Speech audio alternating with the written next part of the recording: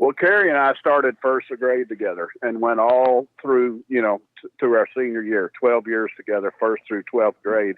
And of course, we knew each other. I mean, when you're 6 years old, you don't know you don't know anything about wrestling or anything like that. Although his dad was wrestling here and owned the Dallas, the Dallas wrestling deal here. I mean, I'd go over there. I didn't know anything. We were just kids. We were friends before we developed into, our athletics. We both went to college on scholarships. I went to University of Texas Arlington on a track scholarship for shot and discus, and Kerry went to the University of Houston. We were 1-2 in the state of Texas in the discus, and I actually went to state in the shot put as well. It only take 8 people from the whole state in your class. So he and I placed first and second in the discus. And then he went 1 year at Houston. I went all 4 years to University of Texas Arlington, but I started wrestling between my sophomore and junior year professionally and broke in and everything at the world famous sportatorium there in Dallas. But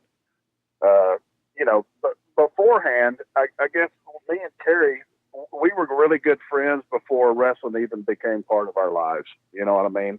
I went down there when we were kids. His dad would let us run the cotton candy stand at the sportatorium and let us keep all the money.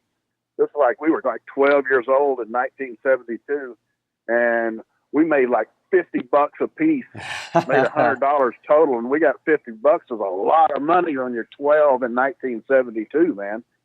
So I got to where I really like to go down to the sportatorium and sell cotton candy.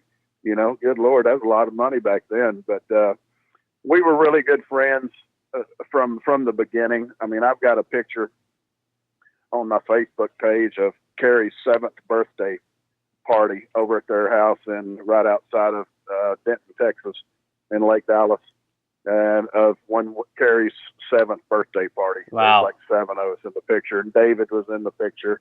But I still have it. I can send it to you if you'd like. But that's how far we go back, and we just grew up, man. We grew up fishing and hunting, and we were really into athletics. When we hit 14, 15 years old, Kerry and I kind of stood out. Of course, it was a small school, but we were the cream of the crop, and our dedication and desire and work ethic was second to none. And I think that's why, it wasn't by chance that we moved on to another level, even though his dad was Kerry Von Erich.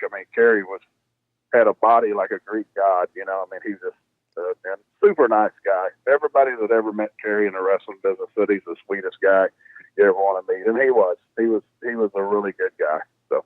Yeah, we hear that a lot. We do a show with Shane Douglas, and he talks about his relationship with Kerry, and obviously knowing him a little bit later into Kerry's career, but still always says how nice he was, and he was such a genuine guy, and that was one of his most endearing qualities. But to match that, the literal, like you said, body of a Greek god, and obviously, caring for what he looks like, and that kind of stuff. It almost looks like he was born with that. I know you said you've known him since he was little, but it's funny when you have that kind of physical form, it looks like you were destined to be that size. So were you two kind of running buddies when it came to the fitness side of it and kind of training together to kind of perfect that look? Because there is a look for those 80s days of wrestling, but it looks like Kerry Von Erich obviously probably had the best body, I think, in the 1980s.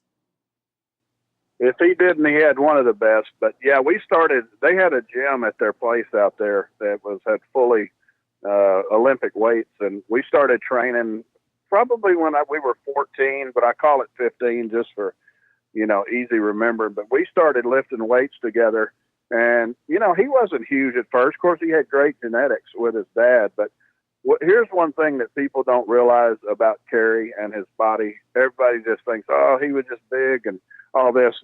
That dude trained he trained like a professional bodybuilder all the time. He was relentless in his workouts, and he was big because he worked hard. Don't get me wrong. He had the genetics and everything, but he trained as hard as anybody I've ever seen train. So. And you could tell. My goodness, you don't get that overnight. But then also, obviously the natural that would be becoming a wrestler in that family. And some people might even say that David was going to be the standout of the bunch. Obviously, unfortunately, he passed away at a very, very young age. But when you got to see them kind of growing up, did you see David as being that standout and being that next guy who they've always said was going to be groomed to be the NWA World Champion? I didn't really see it growing up with them. I mean, until I started wrestling, I didn't really pay a lot of attention. They were just friends of mine that I grew up with. That of course they were famous and everything. Now later on, it's a different story.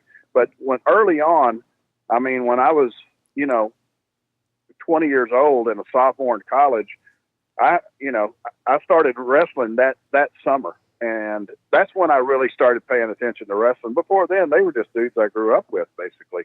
But after that, after I started wrestling and learning the wrestling business, you could see that David was probably the best worker out of the ones. I'm talking from a technical and things making sense and putting matches together that tell a story. David was smart, and Kevin was was like a buzzsaw all the time. But Kerry's the one that world class. He rested it on his shoulders. Maybe David could work better, but Kerry was the one that had the notoriety. And when all three of them walked out together, all the people flocked to Kerry. Even though David was supposed to be the worker and take over the business and all that, Kerry was the one that had the notoriety. David was popular too, though. Kevin was too. Everybody had their favorite, but